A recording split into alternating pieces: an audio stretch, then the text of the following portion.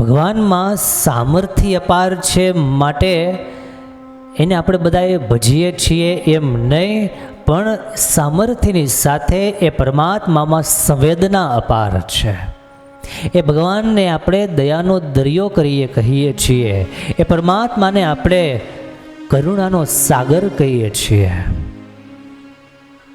દયાનો દરિયો છે, કરુણાના નિધિ છે, અને માટે આપણા ઉપર અનરાધાર અપરંપાર રાત દિવસ અખંડ કરુણા કૃપા વહેવડાવે છે.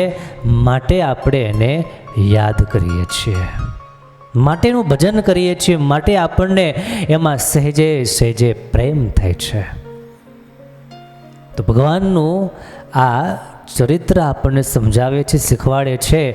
માણસમાં શક્તિ ગમે એટલી હોય, સમાજ એને નથી પૂજતો, પણ શક્તિની સાથે સંવેદનાઓ હોય, એમને એના હૃદયમાં કોઈના પ્રત્યે હમદર્દી હોય, તો એમને માણસો યાદ કરે છે.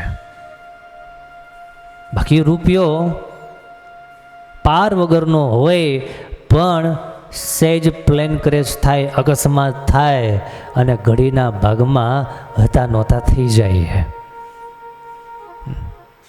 કોઈ પાછળ રહેલું કાંઈ કામ આવતું નથી, કરેલું સત્કર્મ સાથે આવે છે.